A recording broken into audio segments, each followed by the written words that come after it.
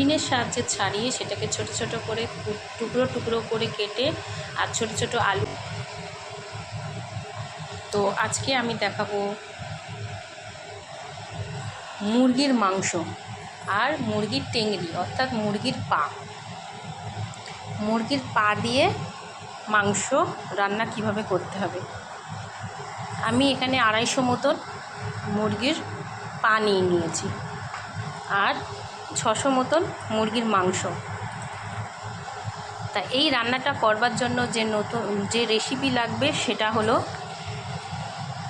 দুটো মিডিয়াম সাইজের পেঁয়াজ, একটু আদা বাটা, একটু রসুন আর পেঁয়াজ একসাথে মিক্সড করে বেটে নিয়েছি। আর ডুমু ডুমু করে আলু কেটেছি। এবার আমি কি করব, আর একটা তেজপাতা, শুকনো লঙ্কা আর গরম মশলা দিতে হবে রান্নাটার। আমি এখন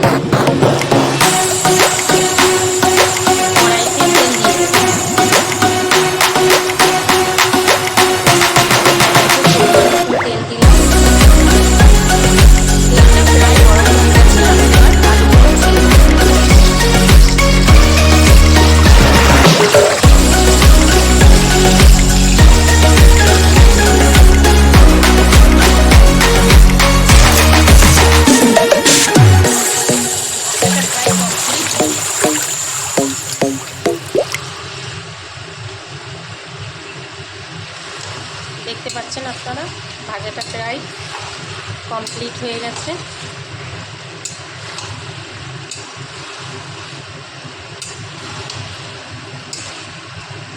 আর একটু ভেজে নেব। আমার ভাজা কমপ্লিট হয়ে গেছে। এবার আমি এর মধ্যে দিয়ে দেব আদা বাটা, আর এটার মধ্যে রেখে দিয়েছিলাম পেঁয়াজ, রসুন আর কাঁচা লঙ্কা বাটা।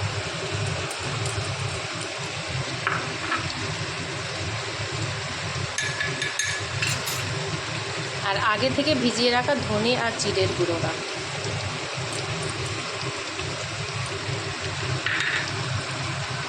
একটু নেড়ে নেব।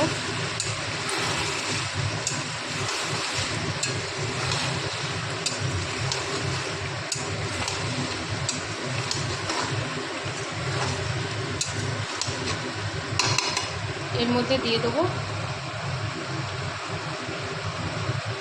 1 চামচ টক দই।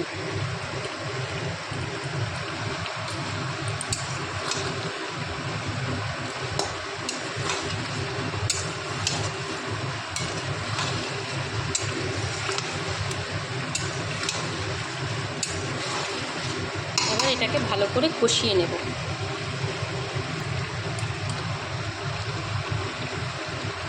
এবার দিয়ে দেবো স্বাদ মতন নুন।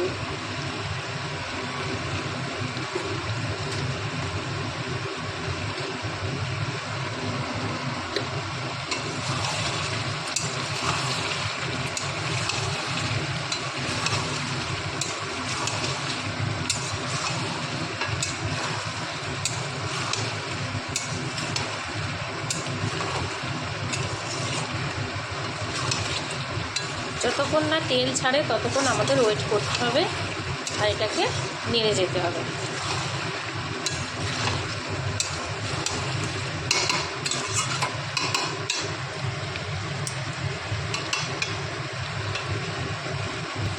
এবার আমি এর মধ্যে দিয়ে দেবো এভারেস্টের চিকেন মশলা।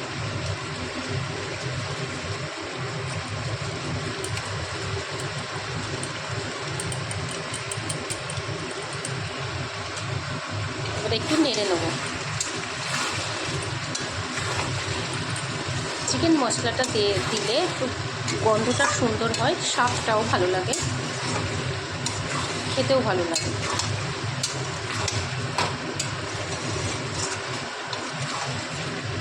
নেড়ে নিলাম। তেল প্রায় ছেড়ে দিয়েছে। এবার আমি এটার মধ্যে আলুগুলো ছেড়ে দেব।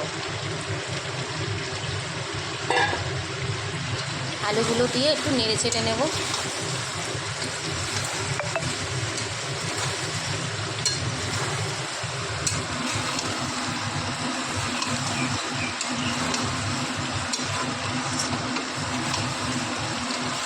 এই ভিডিওটায় যদি সত্যি ভালো লেগে থাকে আপনাদের, তাহলে লাইক করে দিও, শেয়ার করে দিও, কমেন্ট করে দিও অ্যান্ড সাবস্ক্রাইব করো।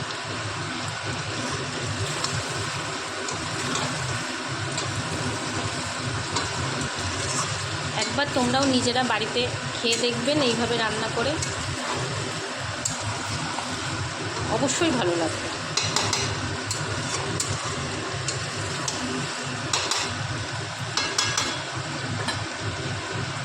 দেখো আমার রান্নাটা কষাটা প্রায় কমপ্লিট হয়ে গেছে। আমি এবার এটার মধ্যে গরম জল দেবো। আপনারা চাইলে ঠান্ডা জলেও দিতে পারেন, তবে গরম জলে বেশি টেস্ট হয়, মাংসের স্বাদ পাল্টে যায়। আমি এবার এটার মধ্যে, আমার এই রান্নাটার মধ্যে গরম জল দিয়ে দেবো। আমি আগে থেকে গরম জল করে রেখে দিয়েছি।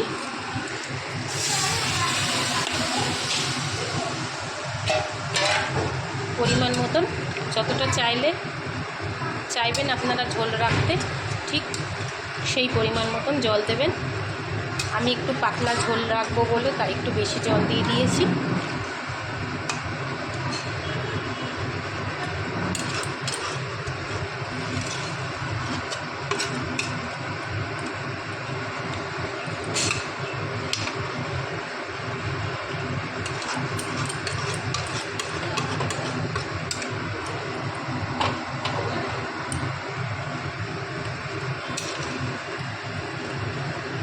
এবার আমি এটা একটু ফুটতে দেব।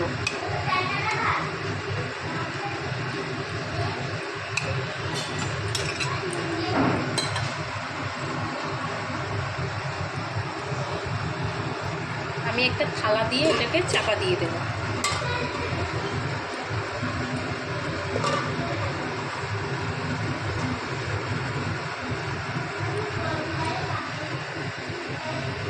একটু আস্তে দিয়ে দেবো যাতে সিদ্ধটা ভালো হয়।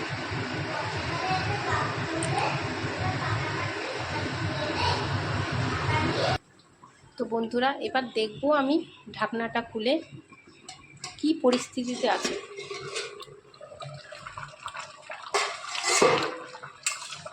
তো বন্ধুরা, ফাইনালি আমার মাংস রান্নাটা কমপ্লিট হয়ে গেছে। মুরগির পা অথবা ঠ্যাং দিয়ে মাংস রান্না আমার অলরেডি কমপ্লিট হয়ে গেছে। আমি এবার এটার মধ্যে গরম মশলা দিয়ে নামিয়ে নেব।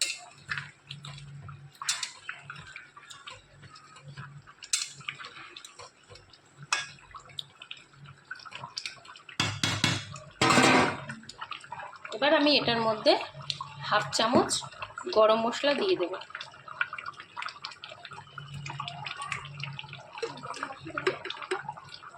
হাফ চামচ গরম মশলা দিয়ে দিলাম, নেড়ে নামিয়ে নেব। গ্যাসের ফ্লেমটা বন্ধ করে দিলাম।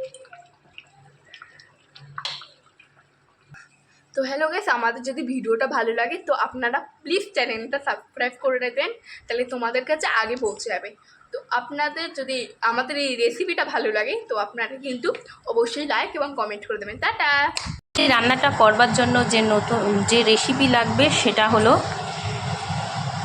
দুটো মিডিয়াম সাইজের পেঁয়াজ, একটু আদা বাটা, একটু রসুন আর পেঁয়াজ একসাথে মিক্সড করে বেটে নিয়েছি। আর ডুমু ডুমু করে আলু কেটেছি। এবার আমি কি করব, আর একটা তেজপাতা, শুকনো লঙ্কা আর গোটা গরম মশলা দিতে হবে রান্নাটা। আমি এখন কড়াইতে তেল দিয়ে দেব। কড়াইতে পরিমাণ মতন তেল দিলাম। তেলটা গরম হচ্ছে, তেলটা প্রায় গরম হয়ে গেছে। আমি এবার আলুগুলো ছেড়ে দেবো।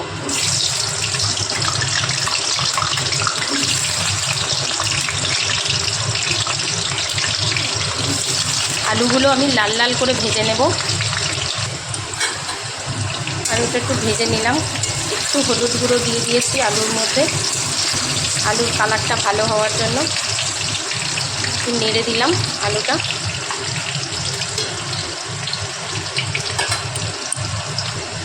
আমার আলুগুলো প্রায় ভাজা হয়ে গেছে, আমি এবার আলুগুলোকে নামিয়ে নেব। সুন্দর করে ভাজা হয়ে গেছে, আমার লাল লাল করে আলুগুলো ভাজা হয়ে গেছে। এবার আমি আলুগুলোকে নামিয়ে নেব।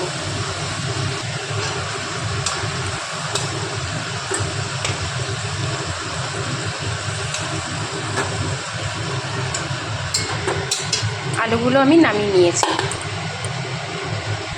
ওই তেলের মধ্যেই আমি ফোড়নে দেব তেজপাতা, দারচিনি, এলাচ আর দুটো শুকনো লঙ্কা। ভাজা ভাজা হয়ে গেছে, এবার আমি দেব পেঁয়াজ কুচি। দুটো মিডিয়াম সাইজ পেঁয়াজ কুচিয়ে রেখে দিয়েছিলাম, এবার পেঁয়াজ কুচিটা আমি দিয়ে দিলাম। পেঁয়াজটা ভালো করে ভেজে নেব।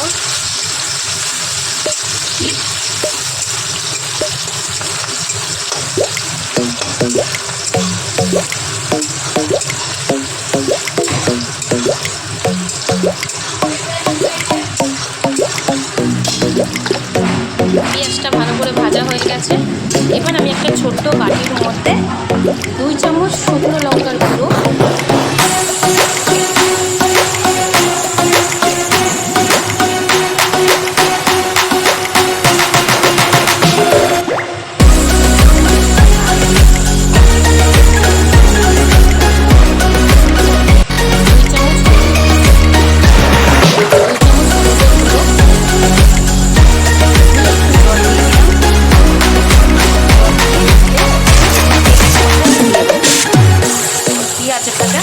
তেলের মধ্যে আমি ওটাকে দিয়ে দেবো।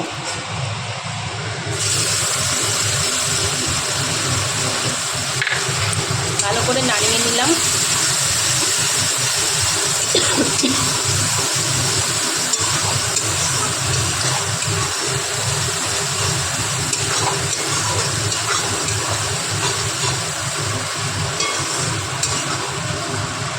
এই তেলের মধ্যে আমি মুরগির পাগুলো ছেড়ে দেবো।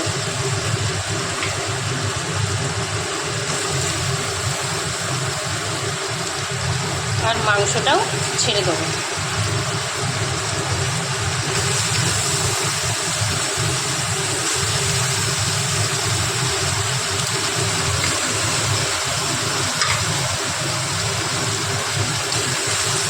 এবার এটাকে ভালো করে ভেজে নেব।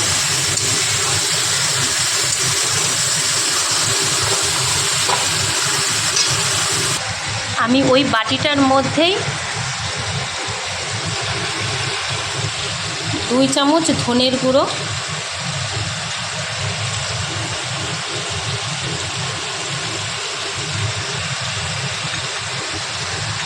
2 চামচ জিরের গুঁড়ো,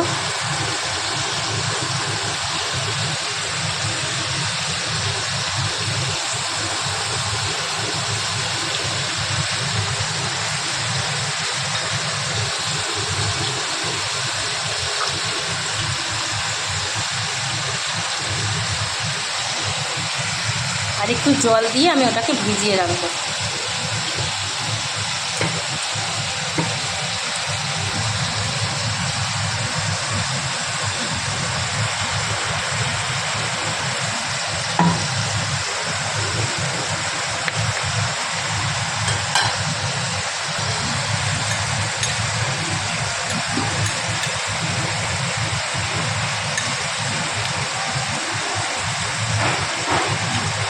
মশলাটাকে আমি ভালো করে ভিজিয়ে রেখে দেবো। আমি এটাকে প্রায় 5 মিনিট ধরে ভাজবো।